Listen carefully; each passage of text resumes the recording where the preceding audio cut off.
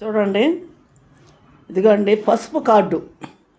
ఈ కార్డు ఎత్తుకొని కలెక్టర్ ఆఫీస్కి వెళ్ళినా, ఆర్డీ ఆఫీస్కి వెళ్ళినా, రికార్డ్ ఆఫీస్కి వెళ్ళినా, ఎంఆర్ ఆఫీస్కి వెళ్ళినా, లేకపోతే పార్టీ ఆఫీస్కి వెళ్ళినా వాళ్ళ సమస్య ఏదైనా సరే చేస్తామని చెప్పి ఆ రోజున వారి అధికారులు వాగ్దానం చేశారు.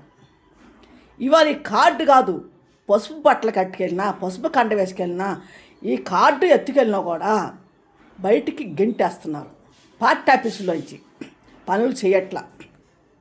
మరి నేను పదే పదే తిరుగుతున్నా. కలెక్టర్ ఆఫీస్ చుట్టూ, ఎంఆర్ఓ చుట్టూ, చంద్రబాబు అన్నయ్య చుట్టూ, లోకేష్ బాబు చుట్టూ, పవన్ కళ్యాణ్ చుట్టూ తిరుగుతున్నాను. వీళ్ళందరి చుట్టూ నేను తిరుగుతున్నా.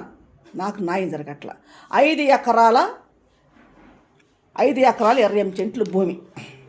ఈ పసుపు కార్డు ఎత్తుకొని వెళ్తే మీకు ఎటువంటి పని అయినా ఆఫీసులో చేయాల్సిందే, చేయకపోతే మేము ఊరుకోమని చెప్పి అధికారులు మాట్లాడారు. వాగ్దానాలు చేశారు. వాళ్ళు తేజీల మీద ఎక్కి వాగ్దానాలు చేశారు.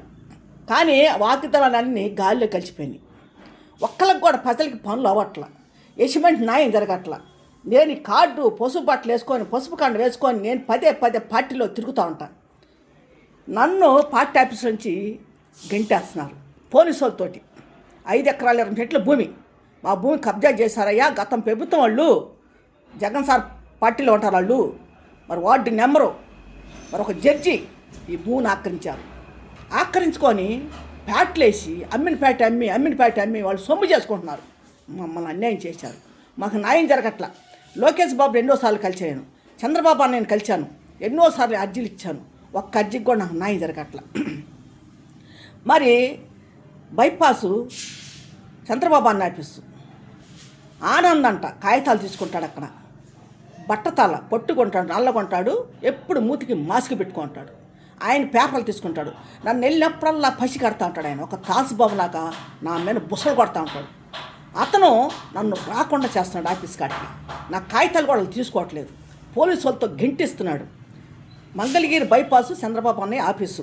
ఆ ఆఫీస్ కాడికి ఎన్నిసార్లు వెళ్ళినా కూడా కావాలంటే అక్కడ సీసీ కెమెరాలు ఉంటాయి చూడండి. ఆ సీసీ కెమెరాలో కూడా ఎన్నిసార్లు వెళ్ళానో, ఎన్నిసార్లు నేను బాధలు పడ్డాను. అక్కడ నన్ను పోలీసు వాళ్ళతో గెంటేసి నా అర్జీలు తీసుకోకుండా నన్ను ఇబ్బంది పెట్టి చాలా నన్ను బాధ పెట్టి వస్తా కీళ్ళేది ఇక్కడికి అని చెప్పి నన్ను చాలా హింస పెడుతున్నారు.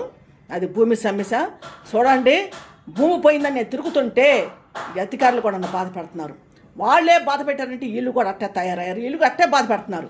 ఆడవాళ్ళు హింసించటం, బాధ పెడతాం, ఆఫీస్ కాడికి రాకుండా చేయటం, మరి పోలు పిక్కోవటం, ఇబ్బంది పెడతాం, చాలా నన్ను బాధ పెడుతున్నారు. అది భూమి సమస్య. చూడండి, 5 ఎకరాల 20 సెంట్లు భూమిని కబ్జా చేశారు.